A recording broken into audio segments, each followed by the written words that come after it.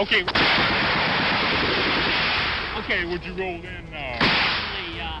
a 270 from the smoke, approximately 100 meters away from it. I'll adjust you from there. Tan solo un árbol o matorral era capaz de ocultar a un enemigo listo para aniquilarlos. Las emboscadas estaban a la orden del día y siempre culminaban en una regadera de sangre para ambos bandos. En esta nueva entrega de Historia Militar, vamos a reconstruir con lujo de detalles 3 importantes ofensivas realizadas por el Vietcong. Una serie de ataques sorpresivos en los que el poderoso ejército de los Estados Unidos fue totalmente humillado por los guerrilleros locales. Ponte el chaleco antibalas, toma tu M16 y comencemos. Si bien las actividades oficiales del ejército de los Estados Unidos en Vietnam comenzaron algunos años después, desde 1964 se estableció en la nación del sudeste asiático un grupo comando de operaciones especiales. Se trataba del MACSOG, una unidad compuesta por elementos de los Navy SEALs, los marines y miembros de fuerzas especiales. Durante sus 8 años de actividad, comprendidos entre 1964 y 1972, MACSOG realizó misiones de alto riesgo que, pese a su importancia, no fueron reportadas al gran público. Para poder funcionar y mantener en secreto su estructura, el grupo se dividió en 3 subcomandos delimitados de forma geográfica: el Comando y Control Norte, o CCN, el Comando y Control Central, o CCC, y el homónimo del sur, también denominado CCS. Fue en una de las bases más importantes de la sección norteña que el Vietcong llevó a cabo uno de los ataques más brutales al invasor occidental, en una jornada que quedará para siempre en la memoria de quienes sobrevivieron. A continuación escucharemos las memorias de John Striker Meyer, uno de los veteranos más reconocidos del legendario MACSOG. During that attack, it came after midnight. It was a moonless night, and the sappers, who were highly trained NBA soldiers, hit the base. La FOB-4, o Forward Operation Base, era una sede operativa ultrasecreta de enorme importancia para Washington. Su rol era fundamental para la organización de las misiones en una de las áreas más conflictivas de Vietnam. Es por eso que en sus instalaciones solían alojarse boinas verdes y otros comandos de primer nivel que cooperaban con el MACSOG.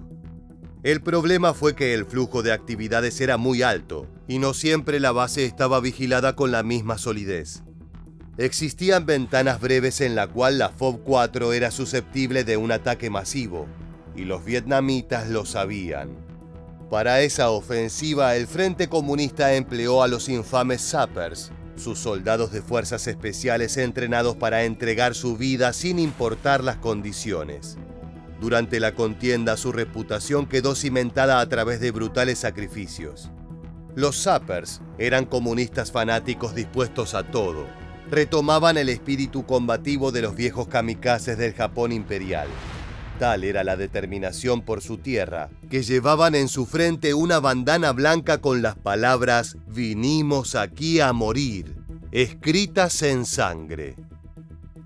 Durante la mañana del 23 de agosto de 1968, un batallón del Vietcong, conformado por sappers y soldados regulares, ingresó a la base FOB-4.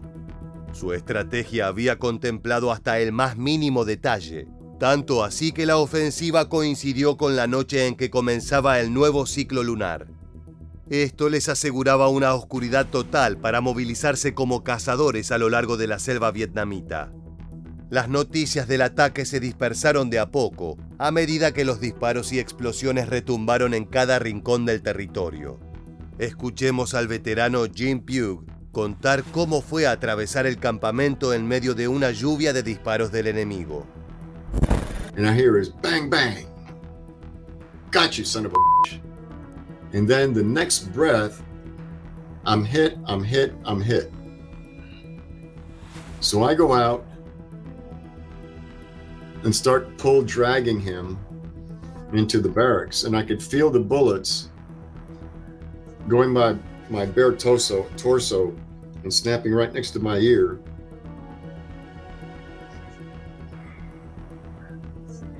It's an experience that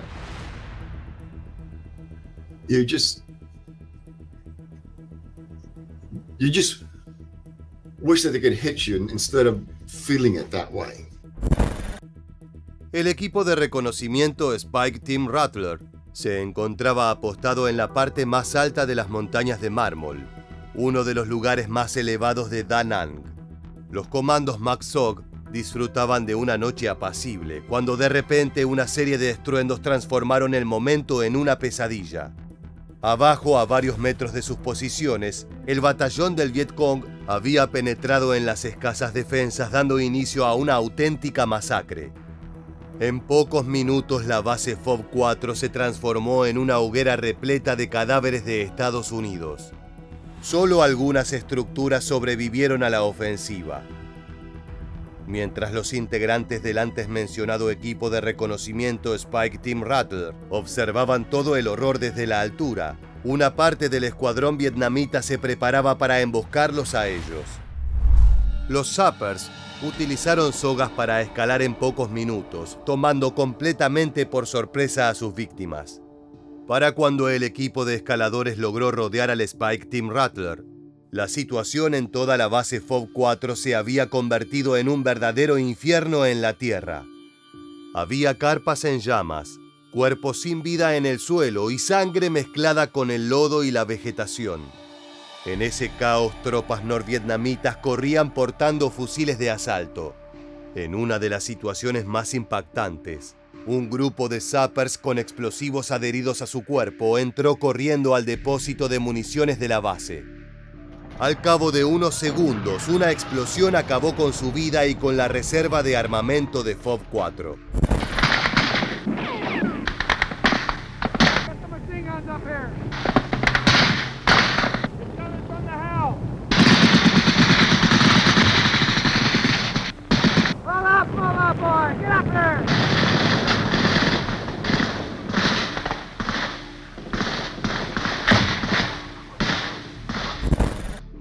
Imagina ver con tus propios ojos cómo un soldado enemigo completamente enajenado corre hacia un almacén de explosivos sacrificando su vida para dejarte sin armamento. Este tipo de ataques kamikaze terminó convirtiéndose en algo característico durante las emboscadas norvietnamitas.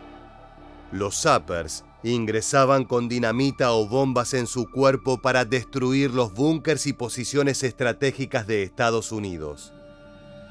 A medida que los primeros rayos del sol iluminaron la base, las tropas del Vietcong se retiraron, dejando solo devastación por detrás. Entre las ruinas de lo que había sido un importante puesto militar estadounidense, se encontraron los cuerpos de 17 boinas verdes, además de decenas de heridos, algunos de gravedad. Debido a la naturaleza ultra secreta de su trabajo, los americanos eliminados no tuvieron un servicio fúnebre oficial en el sudeste asiático.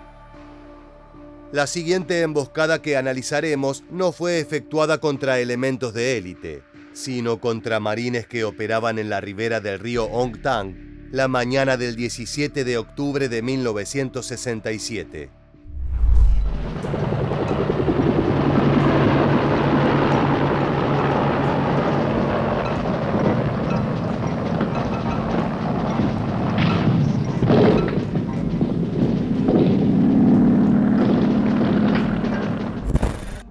Durante los primeros meses de 1967, el frente vietnamita sufrió la pérdida de miles de soldados como resultado de las misiones llamadas Busca y Destruye, efectuadas por el ejército de los Estados Unidos.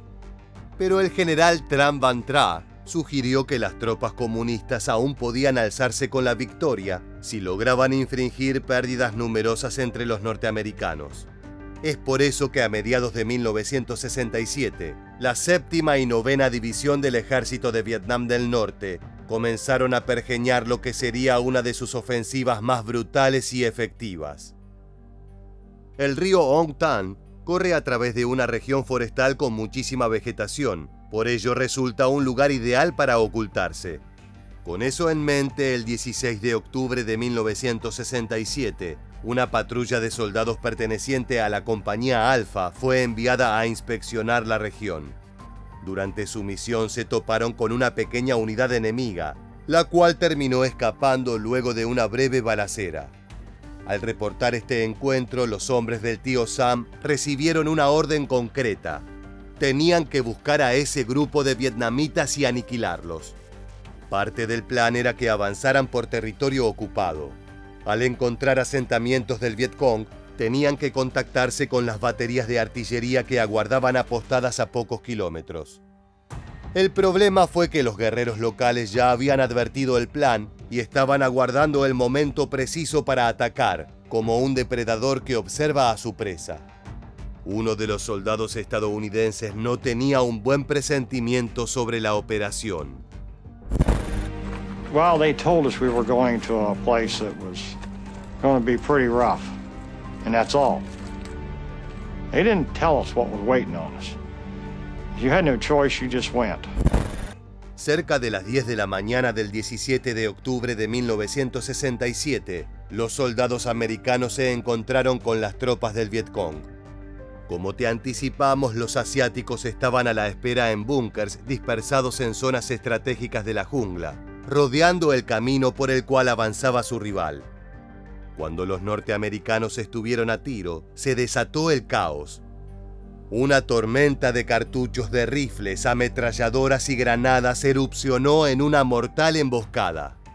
Las tropas de Washington no tuvieron tiempo para adoptar posiciones defensivas y sufrieron pérdidas masivas de personal durante los primeros minutos del combate.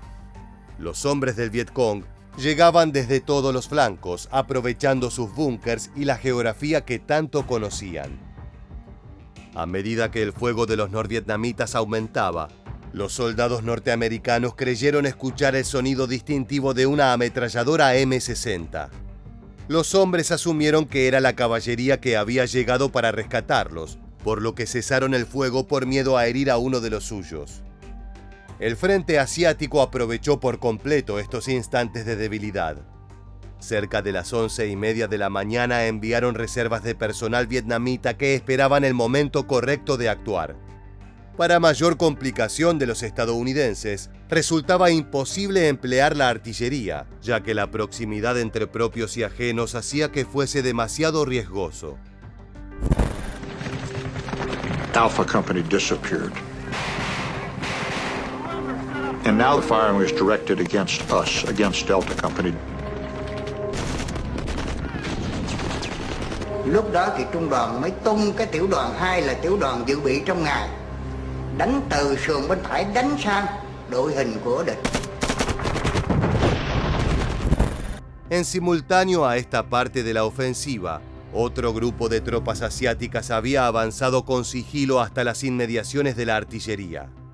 Llegado el momento, se abalanzaron sobre el enemigo, complicando aún más el apoyo que podrían recibir el resto de los estadounidenses emboscados en la región de Ong Tan. Los integrantes de aquel batallón de artillería recuerdan lo caótico de aquella situación. Por un lado tenían que coordinar los disparos y recibir información de los soldados que estaban más adelante. Por el otro debían defenderse de las oleadas de vietnamitas que intentaban apoderarse de la posición. Qué mejor que escuchar al coronel norvietnamita Vo Minh Triet describiendo cuál fue la estrategia utilizada por sus hombres. Anh tiểu đoàn cũng có cái đài quan sát của anh, rồi anh trung đoàn có cái đài quan sát của anh, tức là những cái đài leo lên trên cao.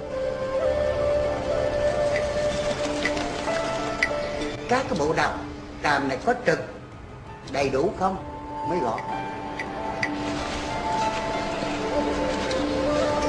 Cứ để cho đổ xuống sườn, khi kéo vào đến một cái tầm là nổ súng rồi.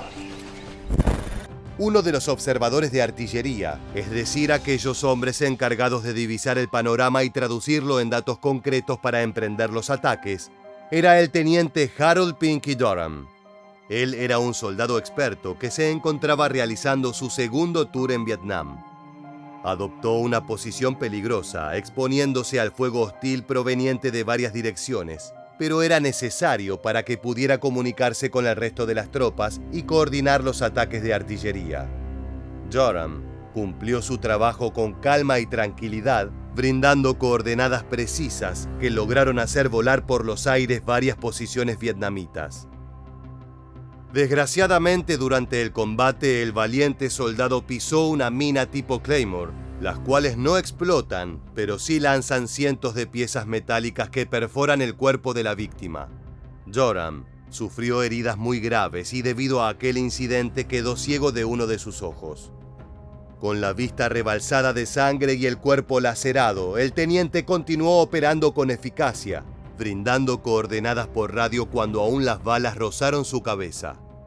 Gracias al sacrificio de este hombre, las fuerzas norvietnamitas no pudieron completar su masacre, ya que no podían continuar avanzando sobre los soldados que habían sido emboscados más adelante. En aquel fatídico día de octubre, Joram salvó cientos de vidas. Escuchemos la descripción del capitán Karl Kaiser, quien fue parte del enfrentamiento y sobrevivió para reconstruir los hechos iniciales. And one of the members of the flank security reported hearing movement and hearing a metallic click on his right flank. At that time, a machine gun opened fire on the right file of the 1st platoon of Alpha Company. That's the first shots that were heard. That's correct. A medida que las tropas norteamericanas lograron organizarse y recuperar terreno, los soldados del Vietcong comenzaron a retroceder. El grueso de la columna asiática cesó las hostilidades y se marchó del lugar unas 2 horas después de que comenzara el infierno. Podían volver conformes a sus hogares. Habían cumplido con creces su misión, ya que lograron infligir un daño brutal en las filas norteamericanas. En total, la ofensiva de Ong Tan se cobró la vida de 56 soldados de Washington. Otros 75 fueron heridos y 2 permanecen perdidos hasta el día de hoy. Entre los fallecidos se encontraba el heroico Harold Joram, quien recibió la mítica Medalla de Honor póstuma por su entrega y sacrificio para asegurar la supervivencia de sus compañeros. La guerra de Vietnam fue brutal, pero es justamente en esas condiciones extremas que aflora el heroísmo y la capacidad militar. Es por eso que la última emboscada que repasaremos en este video también tiene como partícipe a un receptor de la mítica Medalla de Honor. Situémonos en tiempo y espacio. El 25 de agosto de 1968, los miembros del 48º Grupo de Transporte Americano cumplían con su importante labor: trasladar las provisiones para evitar que los soldados no se murieran de hambre.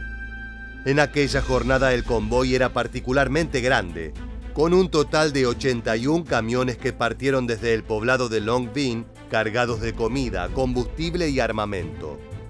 Como podrás imaginarte, las rutas que conectaban Vietnam en aquel entonces no eran precisamente gemas de la ingeniería moderna. Más bien todo lo contrario. Eran caminos sinuosos y precarios que unían el punto de partida con Saigón, el destino final del 48º Grupo de Transporte.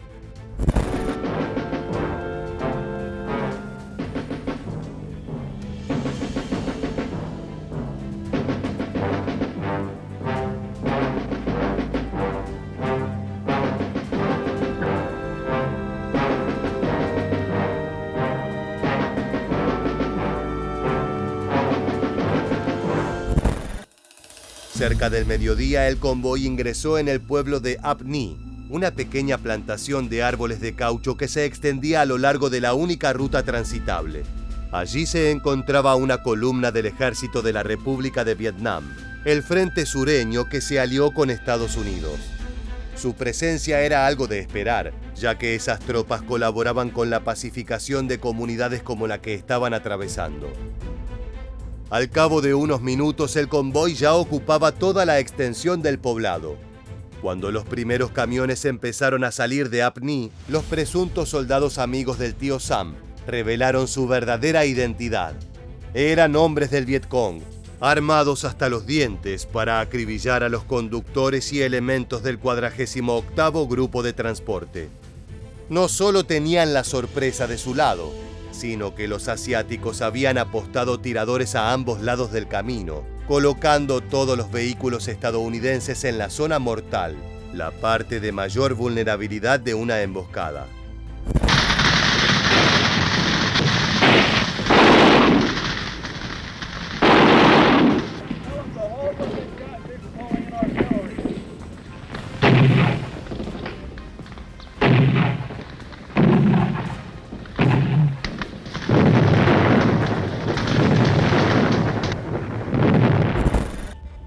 La batalla de Apni no se limitó a disparos.